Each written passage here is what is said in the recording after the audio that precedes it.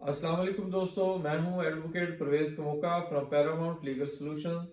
आज मैं आपको बताऊंगा एक ऐसे केस के बारे में जिसमें बैंक ने एक कंप्लेंट फाइल की थी अपने कस्टमर्स के खिलाफ, और उसमें ट्रायल कोर्ट ने 265 के तहत एक अक्यूज को बरी कर दिया, जबकि जो दूसरा अक्यूज था उसने बैंक के साथ सेटलमेंट कर ली। बैंक ने उस ऑर्डर के खिलाफ हाई कोर्ट में अपील दायर की, अपील अगेंस्ट एक्यूटल, और ऑनरेबल लाहौर हाई कोर्ट ने वो अपील मंजूर फरमाते हुए केस को दोबारा रिमांड किया ट्रायल कोर्ट को कि इस पे दोबारा से प्रोसीडिंग्स की जाएं और इसका ट्रायल कंक्लूड किया जाए। तो उसके फैक्ट्स कुछ यूँ थे कि एक कंपनी जिसके 2 डायरेक्टर्स पार्टनर्स थे, उन्होंने बैंक से मुख्तलिफ लोन फैसिलिटीज अवेल की और उसके अगेंस्ट अपनी प्रॉपर्टीज को मॉर्गेज करवाया और अपने स्टॉक को हाइपोथिकेट करवाया। तो उसके बाद वो डिफॉल्ट कर गए और ड्यूरिंग डिफॉल्ट उन्होंने अपना जो स्टॉक था वो सारे का सारा सेल आउट कर दिया, जो वो बैंक की परमिशन के बगैर नहीं कर सकते थे।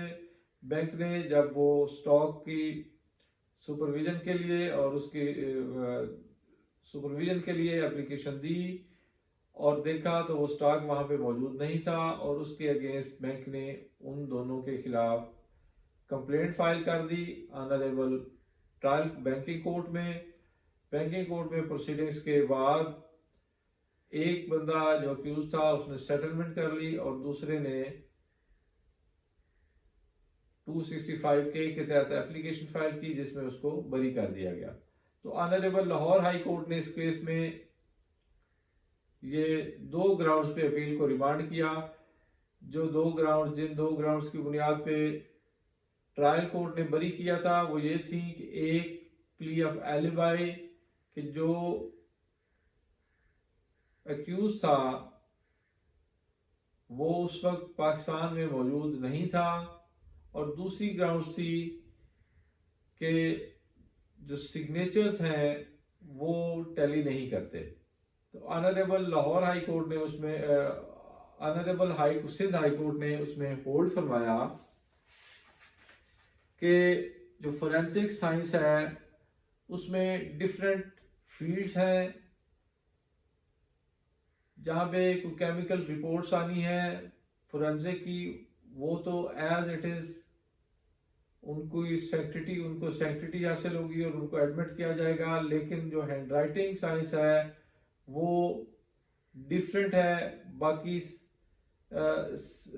ब्रांचेस ऑफ साइंस से, और इसमें ये ज़रूरी है कि जो हैंड राइटिंग एक्सपर्ट है उसको कोर्ट में कॉल किया जाए, और कॉल करने के बाद उसकी एविडेंस हो और दूसरी पार्टी को उस पर क्रॉस एग्जामिनेशन करने का मौका फराहम किया जाए, और ये सारा प्रोसेस कंक्लूड होने के बाद कोर्ट जो है उसका फैसला फरमाए। तो जस्ट उसकी रिपोर्ट पे इन्हिसार करना हैंड राइटिंग एक्सपर्ट की, ये फेयर ट्रायल में नहीं आता, लिहाजा ये इनकम्प्लीट है, और इस बुनियाद पे उन्होंने केस को रिमांड बैक कर दिया। तो ये केस था दोस्तों ऑनरेबल सिंध हाई कोर्ट में 2022 MLD 1657, जिसमें ये होल्ड फरमाया गया और केस को रिमांड बैक किया गया। तो दोस्तों ये थी हमारी आज की वीडियो, उम्मीद है आपको पसंद आई होगी। दुआओं में याद रखें और हमेशा खुश रहें। वस्सलाम।